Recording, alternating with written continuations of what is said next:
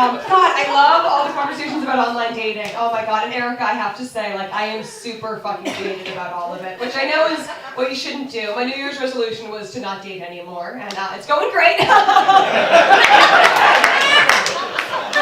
Yeah, mission accomplished. No one likes me, so cool. Awesome.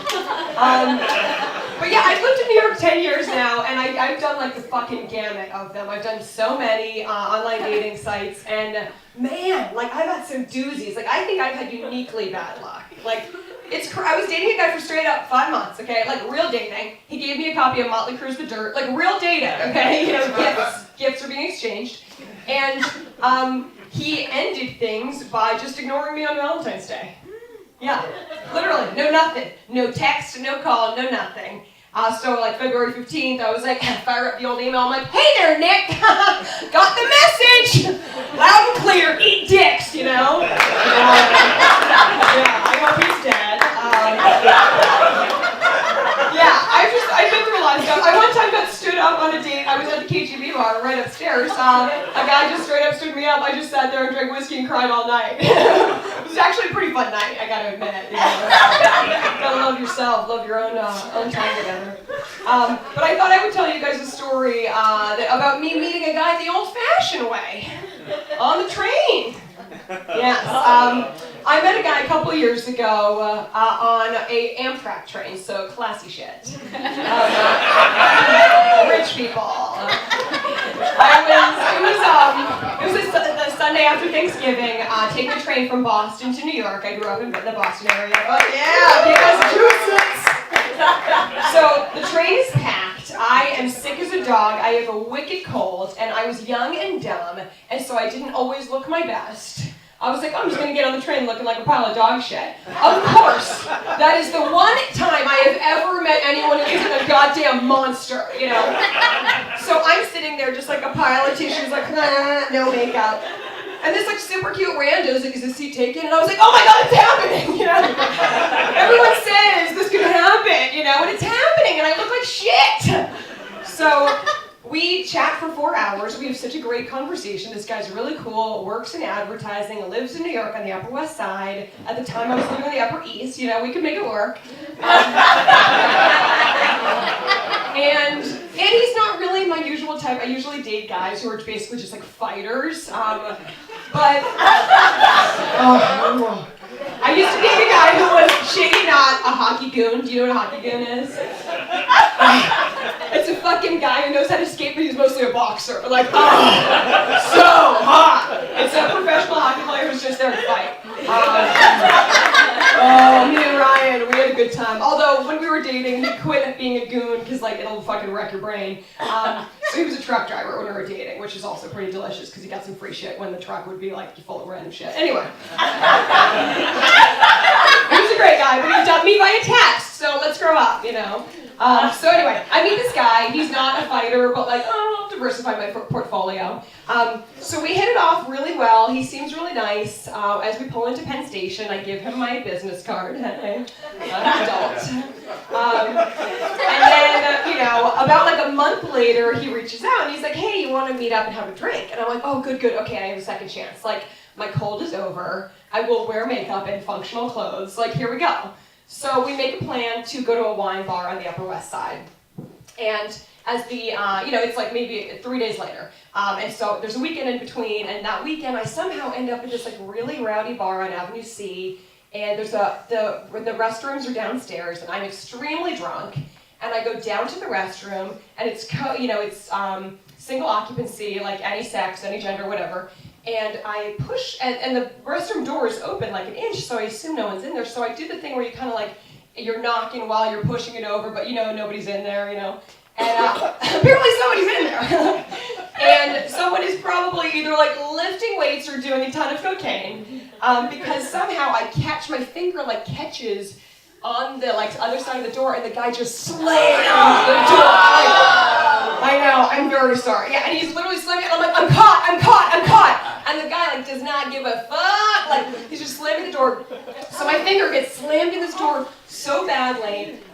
Cover your ears if you really freak out about this kind of thing, but literally my entire nail ripped off. Woo! Yeah, it's called nail avulsion complete.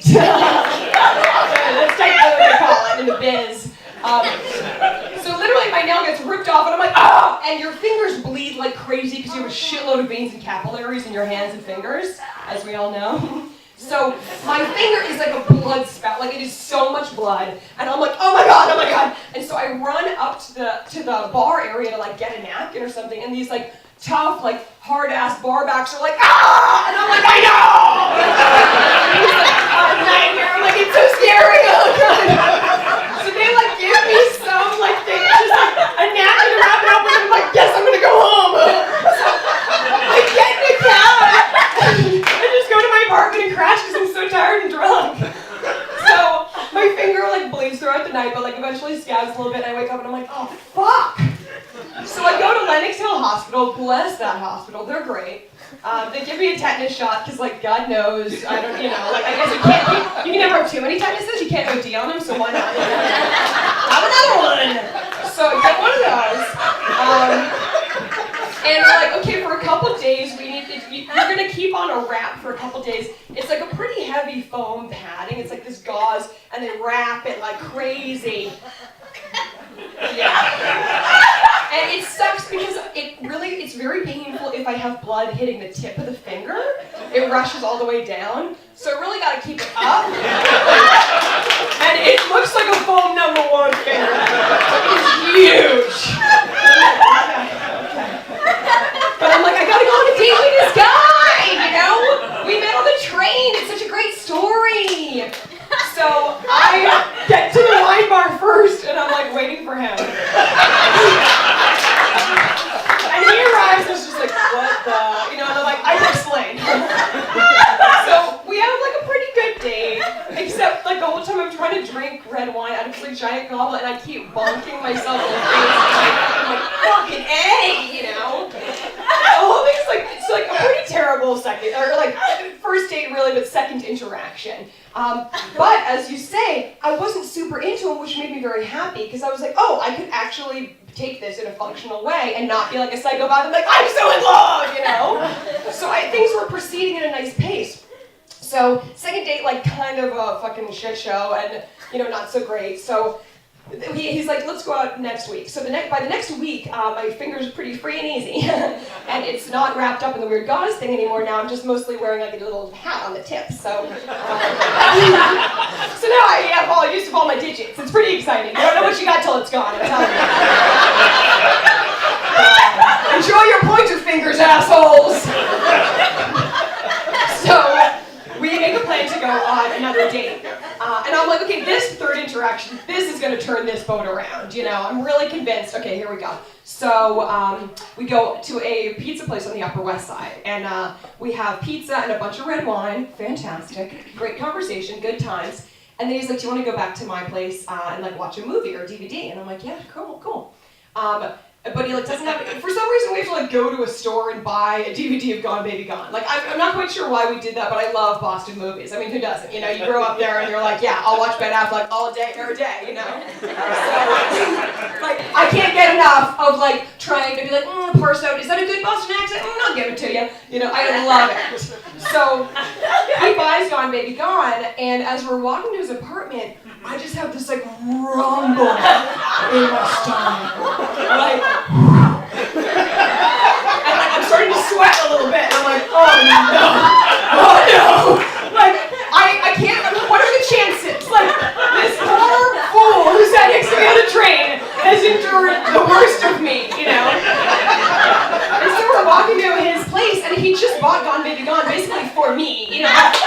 So I feel like I gotta go through with his movie watching, you know? But as we're walking, I'm like, oh no, like this is bad. But like, I'm not lactose intolerant, what's going on? I don't know. And so we like get to his door, and I have this moment, I was like, okay, this is like choose your own adventure. Like this is a crossroads. What you gonna do? I could either try to make it up these 4 flights of stairs because it's the 4th floor walk up, thanks. Or I could be like, I gotta go, and just try to find a Starbucks, you know? Because there is a deuce that is imminent, and it's not gonna be clean, you know? Real loose! And I'll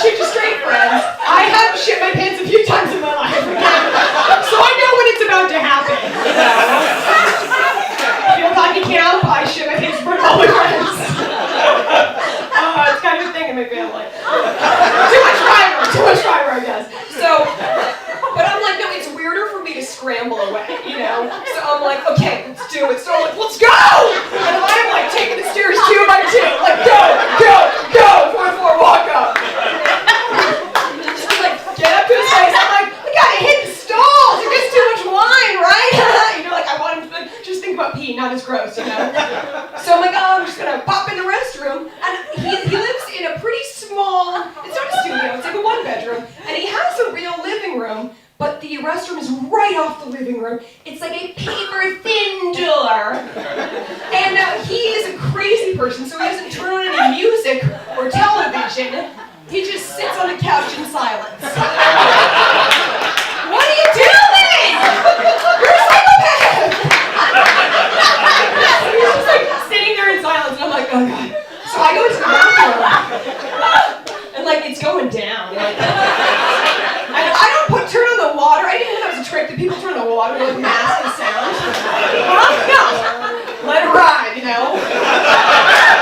So I like get in there in the nick of time, like pull down my pants, liquid deuce. Like, oh my god, it is the loosest doo-doo of my life. Literally, the sound of this juice sounds like pouring water onto water with farts over it. Like, terrible. And he is sitting in the living room like a psychopath, just like, whew.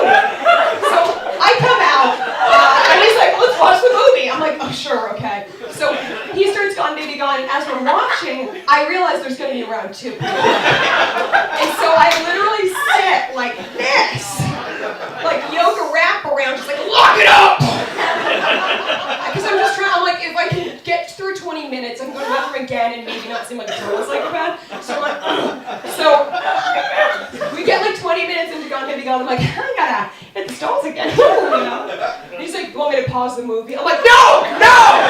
Keep it running!